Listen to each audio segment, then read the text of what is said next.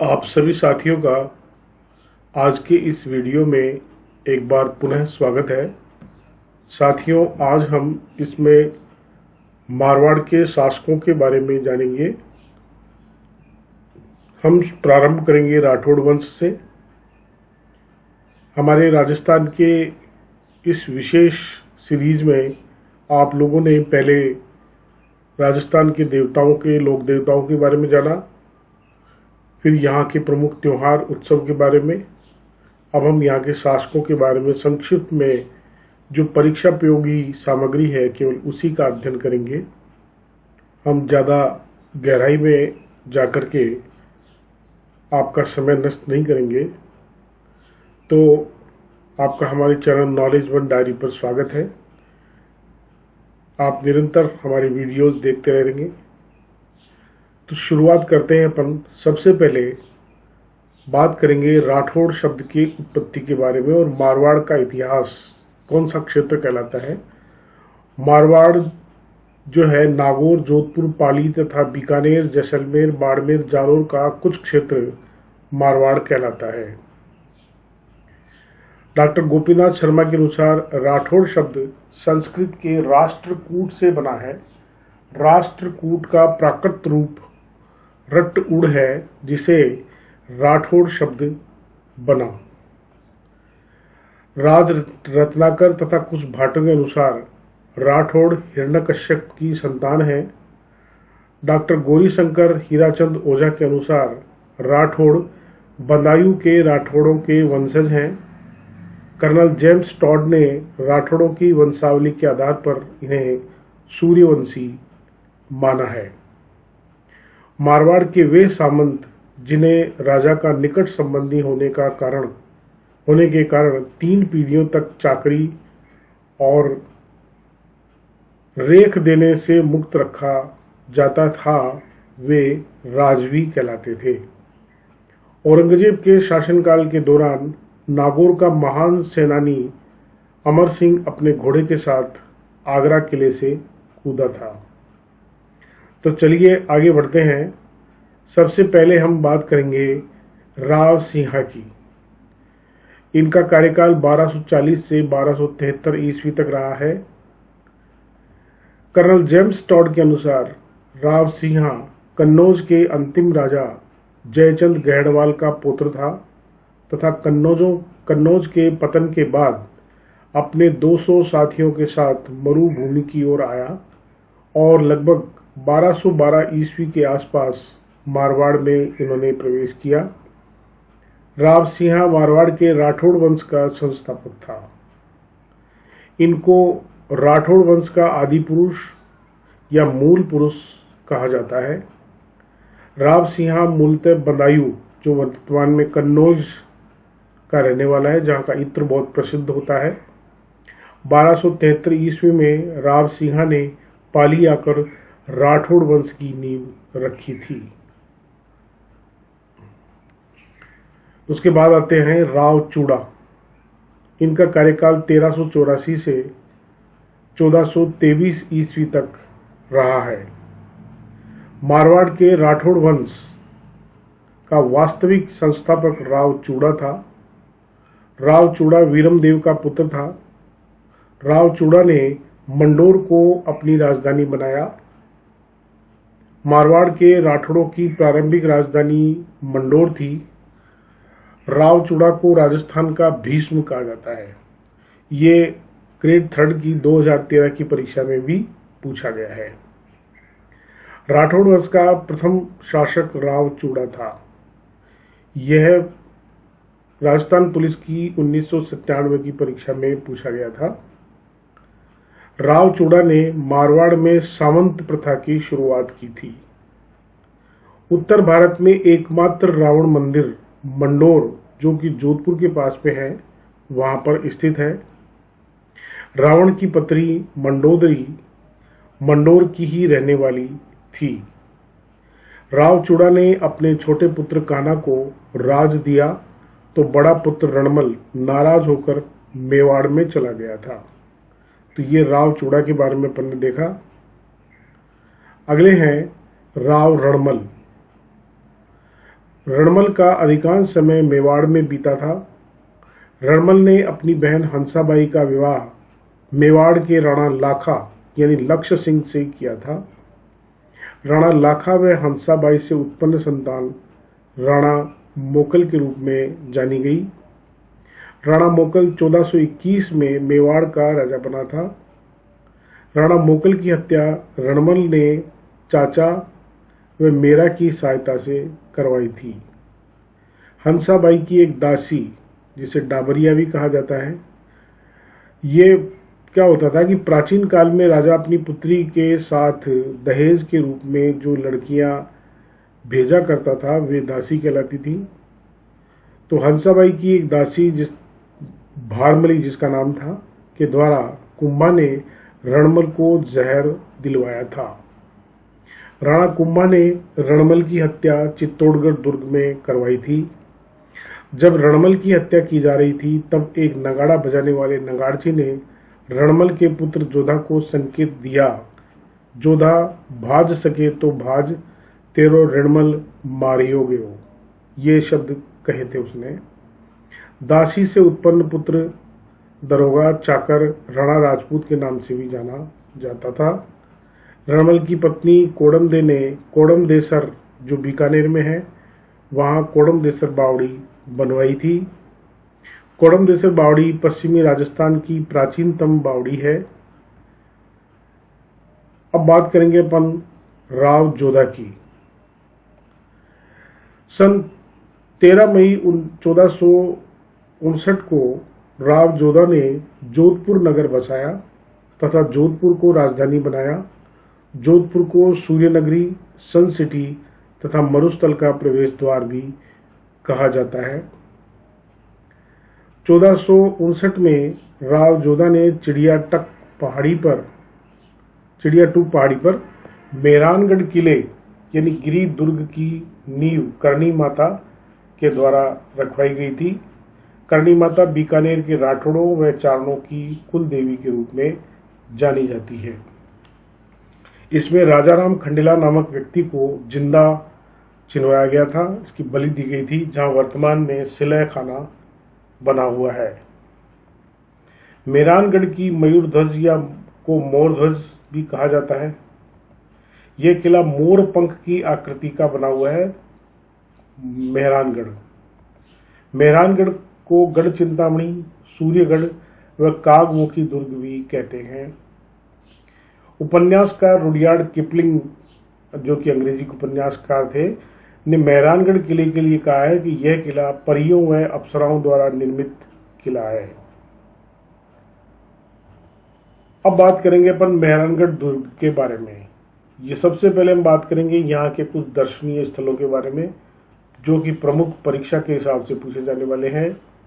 मेहरानगढ़ दुर्ग में मेहर सिंह व भूरेखा की मजार देखने की जगह है। चामुंडा माता का मंदिर है। मान प्रकाश पुस्तकालय, कीरत सिंह व धन्ना सिंह की छतरियां, मोती महल, फूल महल, सूरी मस्जिद आदि दर्शनीय स्थल हैं। मेहरानगढ़ दुर्ग में शंभू भाण, किलकिला खां व गजनी खां नामक तोपें भी रखी गई हैं। राव जोधा ने मेहरानगढ़ किले में चामुंडा देवी का मंदिर बनाया था, जो बहुत प्रसिद्ध मंदिर है। आज भी लोग वहां पूजा करने के लिए जाते हैं। 30 सितंबर 2008 को चामुंडा देवी मंदिर में नवरात्रा के समय दुर्घटना हुई थी, जिसकी जांच के लिए जसराज चोपड़ा नामक कमेटी का गठन किया गया था। जोधपुर के राठौड़ों की कुल देवी को नागणेची माता कहते हैं। राठौड़ राजा धुहड़ ने राठौड़ों की कुल देवी चक्रेश्वरी या नागणेची की मूर्ति कर्नाटक से लाकर नगाना गांव बाड़मेर में स्थापित करवाई तथा जोधा ने मेहरानगढ़ दुर्ग में नागणेची माता का मंदिर भी बनवाया। जोधा की पत्नी हाड़ी रानी जसमादे ने मेहरानगढ़ दुर्ग के समीप रानीसर तालाब का निर्माण करवाया था। मारवाड़ के राव जोधा ने व मेवाड़ के राणा कुंभा के बीच आवल बावल की संधि हुई थी। बहुत प्रसिद्ध संधि है ये, जिसके दौरान मेवाड़ व मारवाड़ की सीमा का निर्धारण किया गया तथा जोधा ने अपनी पुत्री श्रृंगारी देवी का विवाह राणा कुंभा के पुत्र रायमल से किया था। श्रृंगारी देवी ने घोसुंडी नामक स्थान पर एक बावड़ी का निर्माण करवाया था। अब बात करेंगे अपन जोधा के बेटों की। राव सांतल की रानी फूला भटियाणी ने जोधपुर शहर में फूलेलाव तालाब बनवाया था। अजमेर के हाकिम खां मलूक खां के सेनापति घुड़ेल खां ने मारवाड़ की 140 कन्याओं का अपहरण कर लिया तो सांतल ने अजमेर घुड़ले खां को मारा, वह खुद भी मारा गया। घुड़ले खां का छिद्रित सिर मारवाड़ की अपहरणरत कुंवारी कन्याओं ने मारवाड़ में घुमाया। यहाँ पर एक बात ध्यान देने की है कि जो घुड़ला जो घुमाया जाता है, जिस पर बहुत सारे छिद्र होते हैं, वो गणगौर के बाद जो है घुमाते ही से 8 दिन के लिए संध्या के समय इसमें एक दीपक रखा जाता है और इसे घुमाया जाता है। ये एक उत्सव के रूप में मनाया जाता है। मारवाड़ का प्रसिद्ध लोक नृत्य जिसे घुड़ला नृत्य कहते हैं, यह इसी पर आधारित है। घुड़ला नृत्य चैत्र कृष्ण अष्टमी को होता है, तो वहां से अपन इसको मनाते हैं। छिद्रित मटके में दीपक रखकर किया जाने वाला नृत्य घुड़ला नृत्य कहलाता है। आगे है चैत्र कृष्ण अष्टमी। इसके बारे में अपन पढ़ने वाले हैं कि बहुत महत्वपूर्ण कार्य इस दिन होते हैं। क्या क्या होते हैं? सबसे पहले घुड़ला नृत्य, फिर ऋषभदेव जयंती और शीतलाष्टमी, ये 3 प्रमुख कार्य माने जाते हैं इस दिन। चैत्र कृष्ण अष्टमी को शीतला देवी, चेचक की देवी या सेडल माता की पूजा की जाती है। शीतला माता का मंदिर चाकसू जयपुर में माधव सिंह द्वितीय ने बनवाया था। शीतला माता एकमात्र देवी है जिसकी खंडित प्रतिमा की पूजा की जाती है। शीतला माता के मंदिर का पुजारी कुम्हार जाति का होता है। शीतला माता का प्रतीक दीपक व वाहन गधा है। चैत्र कृष्ण अष्टमी को प्रथम जैन तीर्थंकर ऋषभदेव, आदिनाथ, कालाजी, केसरिया जी की जयंती भी होती है। यहाँ ये ध्यान देने की बात है कि ऋषभदेव नामक स्थान जो उदयपुर में स्थित है, वहाँ पर जो मंदिर की मूर्ति है उसके ये 3-4 नाम हैं, ऋषभदेव, आदिनाथ, कालाजी या केसरिया जी। इसे वहाँ के आदिवासी लोगों के द्वारा भी पूजा जाता है और वहाँ के जैन समाज के द्वारा भी पूजा जाता है, और ये प्रथम जैन तीर्थंकर कहलाते हैं। राजस्थान में ऋषभदेव का मूल स्थान धुलेव उदयपुर में कोयल नदी के किनारे स्थित है, जहाँ सभी संप्रदाय के लोग इनकी उपासना करते हैं। वहाँ हर प्रकार के व्यक्ति जाया करते हैं। चैत्र शुक्ल अष्टमी को करौली के यदुवंशियों की कुल देवी केला देवी का लक्खी मेला भी लगता है, जिसमें लांगुरिया नृत्य बहुत प्रसिद्ध होता है, और ये लांगुरिया नृत्य जो है एक गीत के रूप में भी गाया जाता है। राजस्थान में लोक कलाओं को संरक्षण देने वाला संस्थान जिसका नाम रूपायन संस्थान है, ये बोरुंदा जोधपुर में स्थित है। इसके संस्थापक प्रथम श्री कोमल कोठारी जी थे। अब बात करेंगे अपन राव बीका की। यहाँ से बीकानेर के बारे में अपन अध्ययन करेंगे। 1465 में राव बीका जी ने करणी माता के आशीर्वाद से जांगल प्रदेश में बीकानेर के राठौड़ वंश की नींव रखी। करणी माता को चूहों की देवी के नाम से भी पुकारा जाता है। बहुत प्रसिद्ध मंदिर होता है ये। 1488 में राव बीका ने बीकानेर शहर बसाया तथा बीकानेर को अपनी राजधानी भी बनाया। जांगल प्रदेश की राजधानी अहिछत्रपुर कहलाती है। अहिछत्रपुर का वर्तमान नाम नागौर, जो धातु नगरी के नाम से भी जाना जाता है। राव गंगा 17 मार्च 1527 जहां पर खानवा का युद्ध हुआ था। इस युद्ध में मारवाड़ के राव गंगा ने अपने पुत्र मालदेव के साथ 4000 सैनिक राणा सांगा की सहायता के लिए भेजे थे, जो कि विश्व में अब इस युद्ध के लिए बहुत महत्वपूर्ण साबित हुए। राव गांगा ने जोधपुर में गांगलाव तालाब व गंगा की बावड़ी का निर्माण करवाया था। राव मालदेव, इनका कार्यकाल 1531 से 1562 तक का माना जाता है। मालदेव की मारवाड़ का पितृहंता राजा कहते हैं मालदेव को। मालदेव का राज्याभिषेक 1532 ईस्वी में सोजत, जो वर्तमान में पाली जिले में है, वहां पर हुआ था। फारसी इतिहासकारों ने मालदेव को हस्मत वाला राजा कहा था। फारसी इतिहास में बरूनी और निजामुद्दीन भी माने जाते हैं। अबुल फजल और निजामुद्दीन दोनों ने इसे हस्मत वाला राजा कहा था। बदायूनी ने इसे भारत का पुरुषार्थी राजकुमार भी कहा था। हिंदुओं का सहयोगी होने के कारण मालदेव को हिंदू बादशाह कहा जाता है। मालदेव ने अपने जीवन में कुल 52 युद्ध किए। मालदेव ने मारवाड़ राज्य का सर्वाधिक विस्तार किया था। 1541 में मालदेव व बीकानेर के जेतसी के बीच पाहेबा या शाहेबा, जो फलोदी में है, वहां पर, जो फलोदी जिला जोधपुर में, वर्तमान में फलोदी जिला भी हो गया है, वहां पर एक युद्ध हुआ था जिसमें जेतसी मारा गया तथा मालदेव ने बीकानेर पर अधिकार कर लिया था। अब गिरी सुमेल का युद्ध बहुत प्रसिद्ध है। ये गिरी सुमेल पाली जिले में आते हैं। 5 जनवरी 1544 को मालदेव व अफगान शासक शेरशाह सूरी, जिसको फरीद के नाम से भी जाना जाता था, के बीच जेतारण का युद्ध, गिरी सुमेल का युद्ध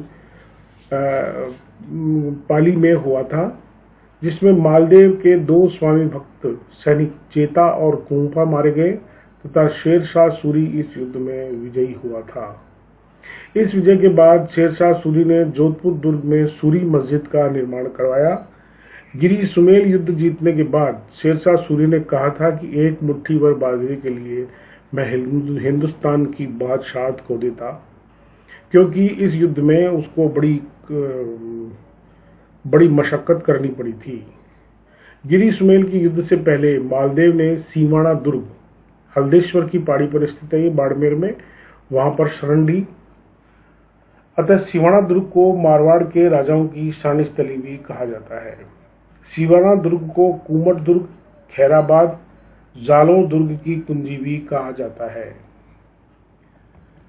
7 नवंबर 1562 में अकबर व मालदेव के बीच जेतारण नामक स्थान पर युद्ध हुआ, जिसमें मालदेव मारा गया। पश्चिमी राजस्थान के अधिकांश किलों का निर्माण मालदेव ने करवाया, जिसमें सोजत का किला, जो पाली में है, पोखरण का किला जैसलमेर में, सारण का किला पाली में है, और मालकोट का किला, जो कि मेड़ता का किला नागौर में भी स्थित है। मालदेव की पत्नी उमादे, ये जैसलमेर के राजा लूणकर्ण की पुत्री थी। इसे इतिहास में रूठी रानी के नाम से भी जाने जाते हैं, जो मालदेव से रूठकर अजमेर के तारागढ़ दुर्ग, जिसे गढ़ बीठरी कहते हैं, में वह अपने शेष जीवन में रही तथा 1562 में मालदेव की मृत्यु के बाद उसकी पगड़ी के साथ सती हुई। पति की वस्तु के साथ सती होना अनुमरण कहलाता है। मारवाड़ चित्रशैली, ये जोधपुर चित्रशैली भी कहते हैं, का स्वतंत्र उद्भव मालदेव के काल में ही हुआ था। खानवा का युद्ध 1527 में मारवाड़ सेना का नेतृत्व राव मालदेव ने किया था। अब बात करेंगे अपन राव चंद्रसेन की। इनका कार्यकाल 1562 से 1581 तक रहा। चंद्रसेन का जन्म 16 जुलाई 1541 में हुआ तथा 1562 ईस्वी में चंद्रसेन का राज्याभिषेक हुआ था। चंद्रसेन को मारवाड़ का प्रताप, महाराणा प्रताप का अग्रगामी या प्रदर्शक, राजस्थान का भूला बिसरा राजा, the forgotten hero of Rajasthan या विस्मृत राजा भी कहा जाता है। मुगलों की अधीनता स्वीकार न करने वाला मारवाड़ का अंतिम राजा चंद्रसेन था। चंद्रसेन के भाई उदय सिंह व राम सिंह अकबर की सेना में चले जाते हैं।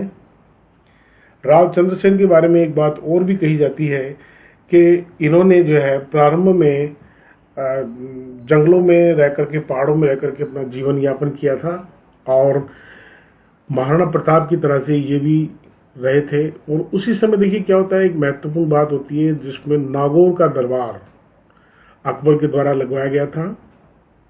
अकबर ने 1570 में नागौर दरबार अही छत्रपुर दुर्ग में लगवाया, जहां बीकानेर के राजा कल्याणमल अपने 2 पुत्रों के साथ राय सिंह व पृथ्वीराज राठौड़, पीथल व जैसलमेर के राजा हरराय राय, बूंदी व रणथंभौर के सुरजनहड़ा ने मुगलों की अधीनता स्वीकार की।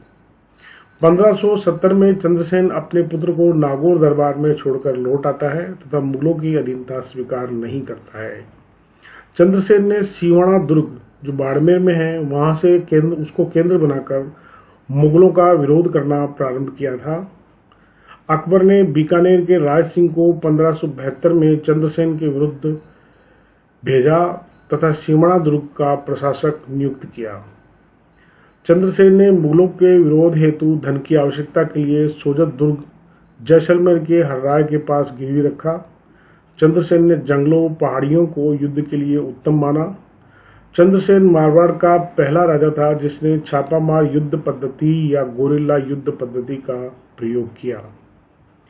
11 जनवरी 1581 को बेरसल द्वारा भोजन में विष दिया जाने के कारण सचियाय जोधपुर में चंद्रसेन की मृत्यु हो गई थी। चंद्रसेन की छतरी सचियाय नामक स्थान पर बनी है, जिसके साथ 5 सतियों के सतीत्व का प्रतीक भी बना हुआ है। अब बात करेंगे अपन मोटा राजा उदय सिंह की। मोटा राजा उदय सिंह का कार्यकाल 1582 से 1595 तक रहा। उदय सिंह को मोटा राजा की उपाधि अकबर ने दी थी। मोटा राजा उदय सिंह मारवाड़ का पहला राजा था जिसने मुगलों से वैवाहिक संबंध बनाकर अधीनता स्वीकार की। मोटा राजा उदय सिंह ने अपनी पुत्री मानीबाई, जगत गोसाई या जोधाबाई का विवाह अकबर के पुत्र जहांगीर से किया और शाहजहां खुर्रम इन्हीं की संतान था। मारवाड़ चित्रशैली पर मुगलों का सर्वाधिक प्रभाव मोटा राजा उदय सिंह के समय पड़ा। अब बात करेंगे अपन सूर सिंह की। अकबर ने इसे सवाई राजा की उपाधि दी। सूरत सिंह अकबर और जहांगीर का समकालीन था। अकबर ने सूरत सिंह को 2000 का मनसब प्रदान किया, जिसे जहांगीर ने बढ़ाकर पहले 3000 और बाद में 5000 तक कर दिया था। इसके बाद में हम जिसकी बात करेंगे वो है गद सिंह। जहांगीर ने इसे सवाई राजा की उपाधि दी थी। गद सिंह ने अपने पुत्र अमर सिंह राठौड़ को राज न देकर जसवंत सिंह को जोधपुर का राजा घोषित किया था। अब बात करेंगे पर अमर सिंह राठौड़। 1644 को में बीकानेर के कर्ण सिंह व मारवाड़ के अमर सिंह राठौड़ के बीच मतीरे की राड़ यानी सिलवा माव, बीकानेर व जीखणिया गांव दोनों का वर्णन इसमें आता है, जो नागौर में था। वहां पर मतीरे की राड़ हुई। इस युद्ध में अमर सिंह राठौड़ विजयी हुआ। अमर सिंह राठौड़ ने शाहजहां के सेनापति सलावत खां की हत्या की और उसके बाद शाहजहां पर भी आक्रमण कर दिया, लेकिन वह स्वयं मारा गया। इस समय शाहजहां लाल किले में छुपा हुआ था। अमर सिंह राठौड़ के सैनिकों ने लाल किले को बखारा द्वार से लाल किले में प्रवेश किया और मुगल सेना से युद्ध करते समय ये सैनिक भी मारे गए।